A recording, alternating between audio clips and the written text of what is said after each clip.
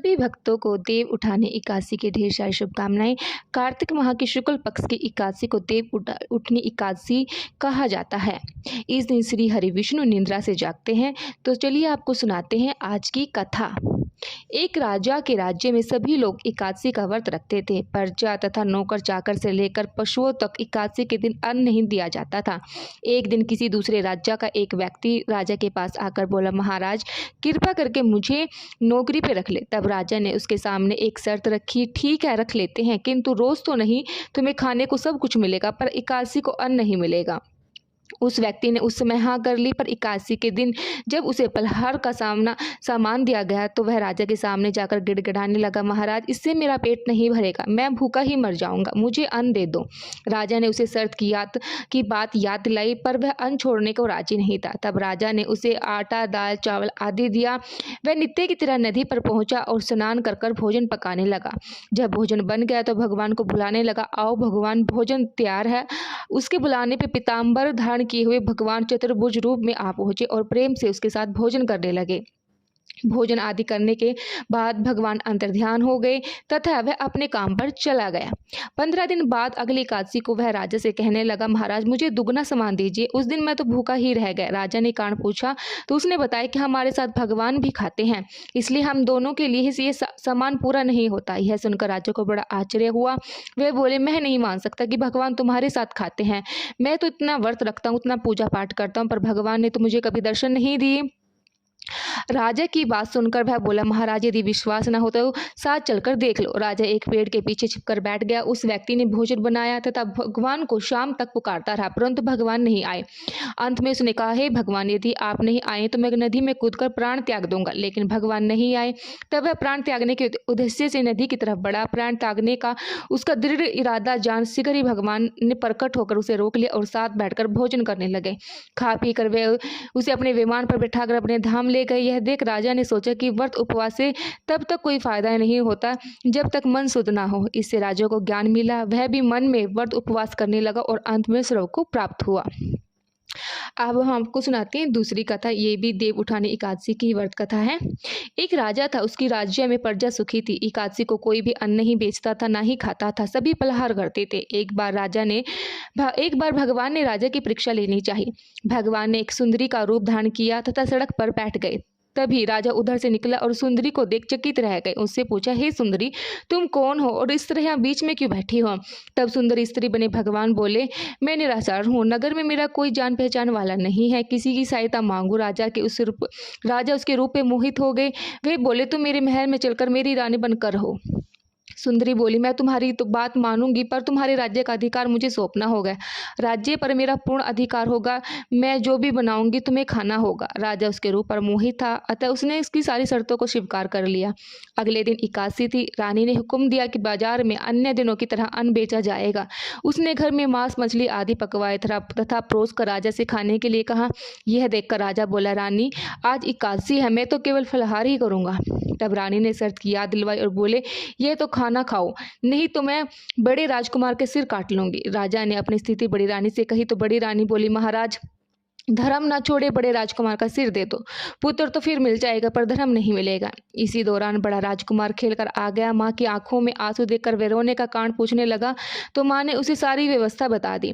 तब वह बोला, मैं सिर देने के लिए तैयार हूँ, पिताजी की धर्म की रक्षा होगी, जरूर होगी। राजा दुखी मन से राजकुमार का सिर देने को तैयार हुए तो रानी के रूप में भगवान विष्णु ने प्रकट होकर असली बात बताई। राजन तुम इस कठिन परीक्षा में पास हुए। भगवान ने प्रसन्न मन से राजा से वर मांगने को कहा तो राजा बोला, आपका दिया सब कुछ है महाराज, हमारे उद्धार करे। उसी समय वह एक विमान उतरा। राजा ने अपने राज्य पुत्र को सौंप दिया और विमान में बैठकर परम धाम को चले गए। और इसी के साथ आज हम आपको देव उठाने एकादशी की एक प्रमुख कथा भी सुनाएंगे। शंखासुर नामक राक्षस की। शंखासुर ने तीनों लोकों में बहुत ही उत्पात मचाया हुआ था। तभी सभी देवताओं का आग्रह पर भगवान विष्णु ने उस राक्षस से युद्ध किया और यह युद्ध कई वर्षों तक चला। युद्ध में वह असुर मारा गया और उसके बाद भगवान विष्णु विश्राम करने चले गए। कार्तिक शुक्ल पक्ष एकादशी के दिन भगवान विष्णु की निद्रा टूटी थी और सभी देवताओं ने भगवान विष्णु का पूजन किया था। शिव महापुराण के अनुसार पौराणिक समय में दैत्य का राजा दंभ हुआ करता था। वह बहुत ही बड़ा विष्णु भक्त था। कई सालों तक उसके यहाँ संतान नहीं होने के कारण उसने शुक्राचार्य को अपना गुरु बनाकर उनसे श्री कृष्ण मंत्र प्राप्त किया। यह मंत्र प्राप्त करके उसने पुष्कर सरोवर में घोर तपस्या की। भगवान विष्णु उसकी तपस्या से प्रसन्न हुए और उसे संतान प्राप्ति का वरदान दे दिया। भगवान विष्णु के वरदान से राजा धम के यहाँ एक पुत्र ने जन्म लिया। इस पुत्र का नाम शंखचूड़ रखा गया। बड़ा होकर शंखचूड़ ने ब्रह्मा जी को प्रसन्न करने के लिए पुष्कर में घोर तपस्या की। उसकी तपस्या से प्रसन्न होकर ब्रह्मा जी ने उसे वरदान मांगने को कहा। तब शंखचूड़ ने वरदान मांगा कि वह हमेशा अजर अमर रहे, वह कोई भी देवता उसे मार ना पाए। ब्रह्मा जी ने यह वरदान दे दिया और कहा कि यह बंदरवान जाकर धर्मध्वज की पुत्री तुलसी जी जो तपस्या कर रही है उसे विवाह कर लो। शंखचूड़ ने वैसे ही किया। तुलसी जी के साथ विवाह के बाद सुखपूर्वक रहने लगे। उसने अपने बल से देवता, असुरों, दानव, राक्षस, गांधर्व, नाग, किन्नरों, मनुष्य तथा त्रिलोकी के सभी प्राणों पर विजय प्राप्त कर ली। वह भगवान श्री कृष्ण का परम भक्त था। शंखचूड़ के अत्याचार से सभी देवता परेशान होकर ब्रह्मा जी के पास गए और ब्रह्मा जी उन्हें भगवान विष्णु के पास ले गए। भगवान विष्णु ने कहा कि शंखचूड़ की मृत्यु भगवान शिव के त्रिशूल से ही होगी, अतः आप उनके पास जाए। भगवान शिव ने चित्ररथ नामक गण को अपना दूत बनाकर शंखचूड़ के पास भेजा। चित्ररथ ने शंखचूड़ को समझाया कि वह देवता को उनका राज्य लौटा दे, परंतु शंखचूड़ ने मना कर दिया और कहा कि मैं महेश्वर से युद्ध करना चाहता हूँ। भगवान शिव को जब यह पता चला तो वह युद्ध के लिए अपनी सेना को लेकर निकल पड़े। इसी तरह देवता और दानवों में घमासान युद्ध हुआ, परंतु ब्रह्मा जी के वरदान के कारण शंखचूड़ को देवता नहीं हरा पाए। भगवान शिव ने शंखचूड़ का वध करने के लिए जैसे ही अपना त्रिशूल उठाया तभी आकाशवाणी हुई कि जब तक शंखचूड़ के हाथ में श्री हरि का कवच है और उसकी पत्नी का सतीत्व अखंडता है तब तक इसका वध असंभव है। आकाशवाणी सुनकर भगवान विष्णु वृद्ध ब्राह्मण का रूप धारण कर शंखचूड़ के पास गए और उससे श्री हरि कवच दान में मांग लिया। शंखचूड़ ने वह कवच बिना किसी संकोच के दान देकर दिया। इसके बाद भगवान विष्णु शंखचूड़ का रूप बनाकर तुलसी जी के पास गए। शंखचूड़ रूप भगवान विष्णु ने तुलसी के महल में द्वार पर जाकर अपनी विजय होने की सूचना दी है। सुनकर तुलसी जी बहुत ही प्रसन्न हुई और पति रूप में आए भगवान का पूजन किया व रमण किया। ऐसा करते ही तुलसी जी का सतीत्व खंडित हो गया। भगवान शिव ने युद्ध में अपने त्रिशूल से शंखचूड़ का वध कर दिया। तब तुलसी को पता चला कि उनके पति नहीं है बल्कि वे तो भगवान विष्णु हैं। क्रोध में आकर तुलसी जी ने कहा कि आपने छल पूर्वक मेरा धर्म भ्रष्ट किया है, मेरे पति को मार डाला है, अतः मैं आपको श्राप देती हूँ कि आपका पोषण हरण धरती पर रहे। तब भगवान विष्णु ने कहा, देवी तुम मेरे लिए भारतवर्ष में रहकर बहुत दिनों तक तपस्या कर चुकी हो। तुम्हारा यह शरीर नदी रूप में बदलकर गंडकी नदी के रूप में प्रसिद्ध होगा। तुम पुष्पों में श्रेष्ठ तुलसी का वृक्ष बन जाओ और सदा मेरे साथ रहोगे। तुम्हारे श्राप को सत्य करने के लिए मैं शालिग्राम बनकर रहूंगा। गंडकी नदी के तट पर मेरा वास होगा। देव प्रबोधिनी एकादशी के दिन भगवान शालिग्राम व तुलसी जी का विवाह संपन्न कराकर मांगलिक कार्य का प्रारंभ किया जाता है। हिंदू मान्यताओं के अनुसार इस दिन तुलसी शालिग्राम विवाह करने से अपार पुण्य की प्राप्ति होती है। तो आइए चलिए जानते हैं पूजन विधि। देव उठानी एकादशी के दिन व्रत करने वाली महिलाएं प्रातःकाल में स्नान आदि से निवृत्त होकर आंगन में चौकी बनाएं।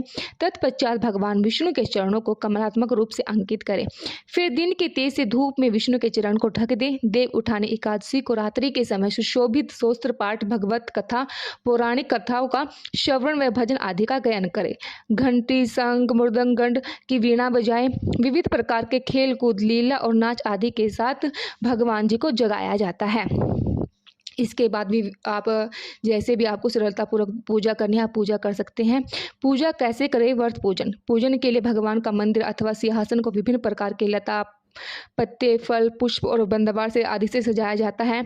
आंगन में देव उत्पन्न का चित्र बनाएं। तत्पश्चात फल, पकवान, सिंघाड़े, गन्ने आदि चढ़ाकर डलिया से ढक दें तथा दीपक जलाएं। विष्णु पूजा या पंचदेव पूजन विधान है जो जैसे आपको अपने घर के अनुसार आपकी पूजा की जाती है उसके अनुसार आप अपनी पूजा कीजिए।